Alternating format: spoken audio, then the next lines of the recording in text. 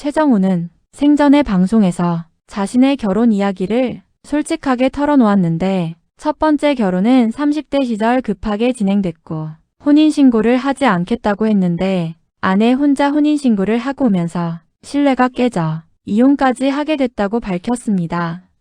두 번째 결혼 역시 순탄치 않았는데 배우자는 자녀가 있었고 최정우가 아플 때 미국에 가 있는 가족에게 서운함을 느껴 이혼까지 이어져 버렸습니다. 비교적 짧은 기간 안에 이혼으로 이어졌습니다. 세 번째 결혼에서는 제1교포 아내를 만나게 됐습니다. 11년의 나이 차이가 있었지만 공감대가 있어서 가까워졌고 결혼까지 이어졌습니다.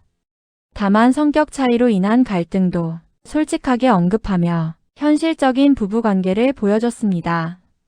그는 조용한 배우였습니다.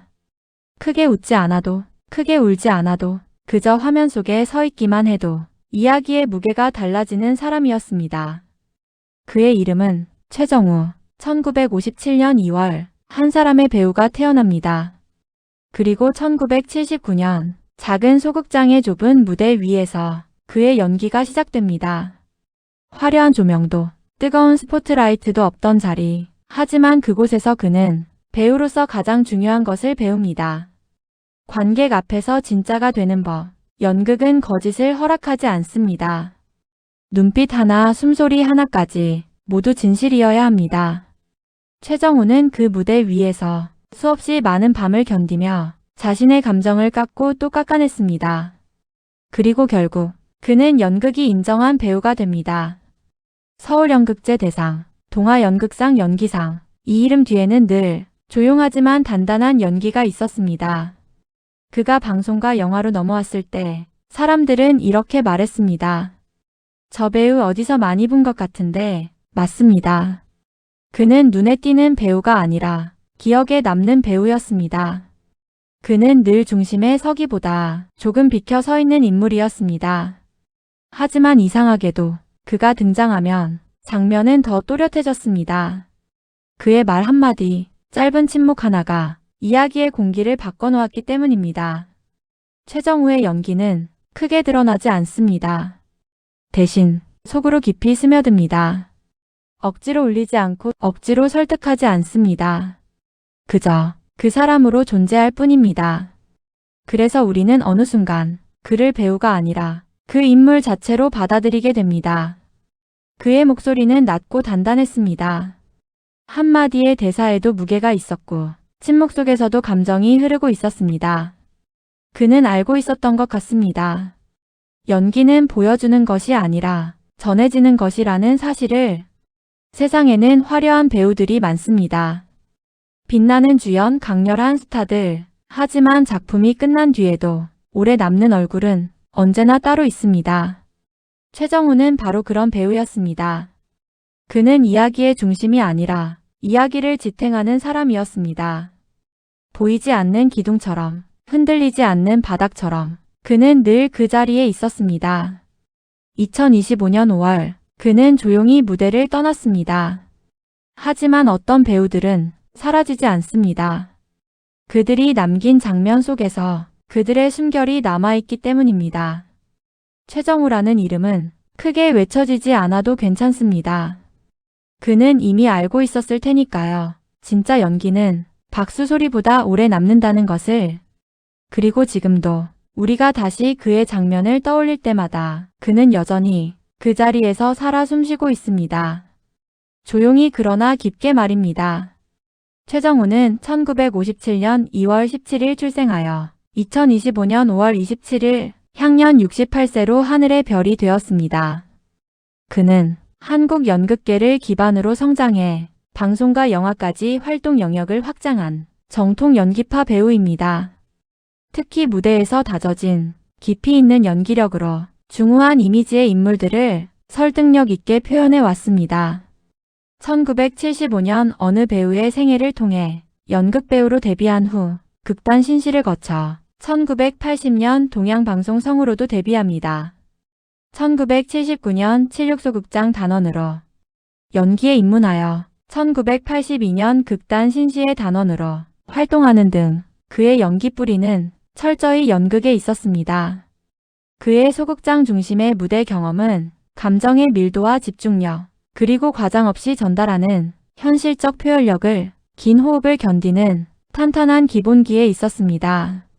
이 시기의 경험은 이후 드라마와 영화에서도 연극 배우 특유의 깊이로 평가받는 핵심 자산이 됩니다. 최정우는 1990년 서울연극제 대상, 1999년 동아연극상 연기상을 수상했는데 이 수상 이력은 단순한 경력이 아니라 연극계에서 이미 정점급 배우로 인정받았다는 의미입니다. 특히 동아연극상은 연기력 중심의 평가로 유명해 그의 연기력이 기교가 아닌 본질적인 힘을 갖고 있음을 보여주었습니다. 연극에서 쌓은 내공을 바탕으로 그는 방송과 영화에서도 활약했습니다.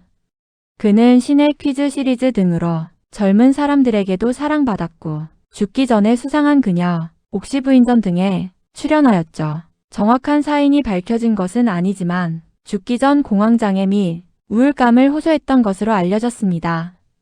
최정우는 연극 무대에서 시작해 드라마와 영화에 이르기까지 폭넓은 활동을 펼쳐온 중견 배우였습니다.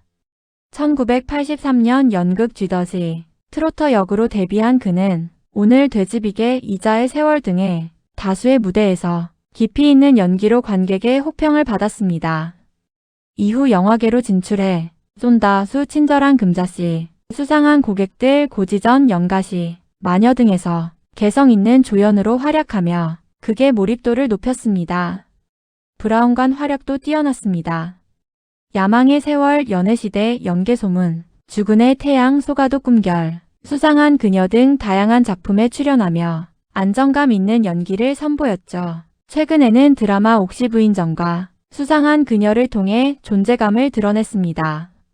이 세상에서 가장 강한 척하지만 그래서 가장 외로운 남자, 배우 최정우는 늘 그런 아버지의 모습으로 우리의 코끝을 찡하게 만들었습니다. 최정우는 한번 시작하면 무섭게 파고드는 성격입니다.